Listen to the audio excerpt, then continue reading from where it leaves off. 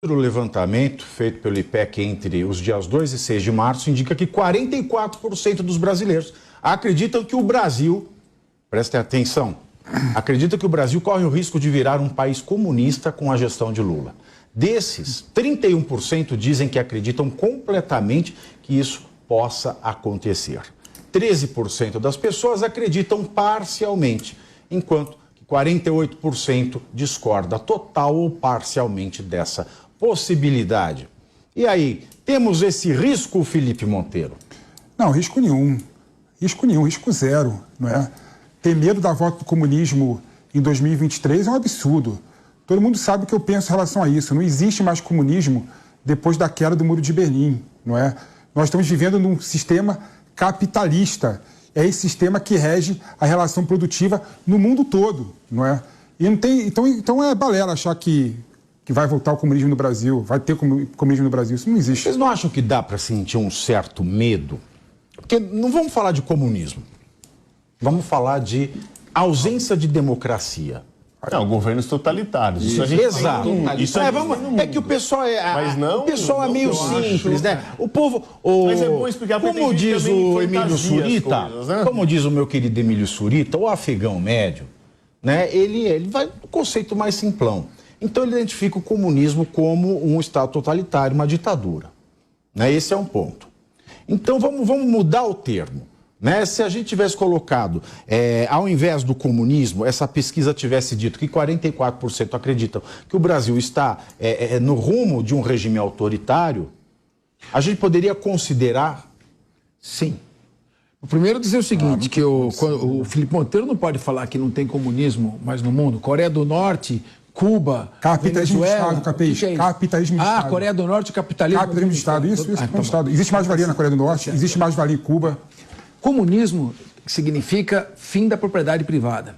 O Estado se apropria de todos os meios, bens de produção, não existe mais diferença de classe, não existe liberdade para a pessoa escolher a profissão que ela quer. Isso aí no Brasil está completamente descartado. Nossa Constituição Federal é muito clara, as instituições, com tudo que se critica, são fortes a esse respeito. Não há nenhuma possibilidade de se voltar ao comunismo ou de se implantar o comunismo aqui no Brasil. Com relação ao Estado autoritário, há um perigo. Esse autoritarismo parte dos principais meios de comunicação. Se os principais meios de comunicação fecham questão com relação a um determinado governo e esse passa a ter também apoio do Poder Judiciário, ou da cúpula do Poder Judiciário, quando isso se mistura, Poder Judiciário na sua cúpula, um líder volitivo, populista, com grande discurso, e os meios de comunicação, principalmente os grandes meios de comunicação, e silenciando as vozes que são críticas e oposicionistas, isso pode haver uma ditadura mascarada de democracia. Esse risco existe. Você sabe que isso eu sempre pensei, viu, Ricardo Bissoli? Eu falava, a gente está chegando num mundo tão interconectado que não tem mais risco de ditadura, né? Porque o que uma ditadura faz? Ela suprime a informação. O aspecto fundamental de todo o regime autoritário é a supressão da informação. Mas daí a gente vê esta sanha louca, enlouquecida por essa regulação da rede social, que é onde a informação corre mais rápido do que a velocidade da luz e sem fronteira nenhuma. Isso não é um prenúncio de um Estado não democrático? Sem sombra de dúvida. Eu também concordo com os colegas aqui. Acho até que a gente... Risco de comunismo, tal qual a palavra, não, mas há de totalitarismo, sim, de um Estado autoritário, sim. Acho que a gente está até caminhando nesse aspecto aí. Hoje nós temos pessoas que podem falar coisas e não são punidas, outras que falam a mesma coisa, mas são de um outro espectro político e são punidas, pessoas que são presas, governadores que têm ali o seu poder dado pelo povo cerceado temporariamente, em outros casos não. Então a gente começa a ver um desenho difícil aqui no Brasil. Comunismo não, mas autoritarismo sim. Não, eu quero acrescentar algo. Sim, eu acho que é um tipo de autoritarismo muito perigoso. Que ele é dissimulado, ele vai crescendo sem que a gente perceba e é acobertado pelos meios de informação. Ou seja, é uma medida Capitu. É o chamado efeito sapo. Coloca um sapo numa panela e vai aquecendo a água dessa panela lentamente. Por que vocês dividem com o Felipe Monteiro a hora que já sabe que ele vai discordar. É porque já sabe que ele vai discordar. Há um certo preconceito quando a esquerda assume o poder... Se bem que eu não acho que... É que Também vai. Termina a É que é história do difícil, sapo. o Felipe já me interrompe. O sapo, ele lava o pé?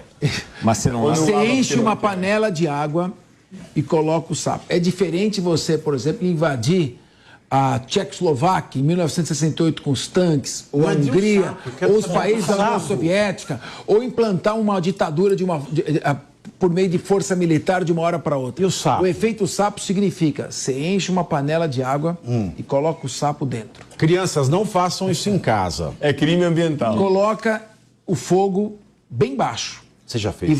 vai fervendo, o sapo vai ficando numa temperatura agradável, ele não vai percebendo. Quando ele nota, ele está morto. E isso que pode acontecer com a democracia, porque isso vem de maneira silenciosa.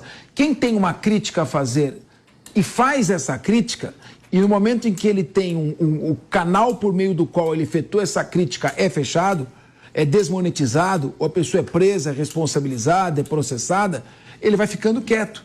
E os meios de comunicação, muitas vezes, eles defendem a liberdade de imprensa, mas buscam a liberdade de empresa, seus próprios interesses. E quando esses interesses acabam sendo atendidos e a população não tem a sua voz ouvida, a democracia corre perigo, sim. Por que não? Pavinato, queria dizer uma coisa em relação a esse tema, já muito bem colocado pelos colegas, por você aqui, mas por mais que o Emílio esclareça que as pessoas médias tratam os temas de forma generalizada, é importante que você que assiste um programa como esse, que traz um debate qualificado, com gente que vem e explica, saber escolher as brigas que você quer fazer. Porque quando você vai nas redes, vai para as ruas falar de comunismo, que isso vai voltar... Para quem tem um mínimo de noção do que você está falando, cai em descrédito. Então aprenda a fazer a discussão, seja na rede social, na roda de conversa de amigos, do que é correto. Então, se nós estamos caminhando para um lado que preocupa, é um Estado autoritário, é ter a grande parcela da mídia, é ter parcela do judiciário, é ter algumas grandes influências importantes que podem ajudar, inclusive uma viagem para a China, com dica de como a China controla a mídia lá, voltar com essas influências e ideias para o Brasil.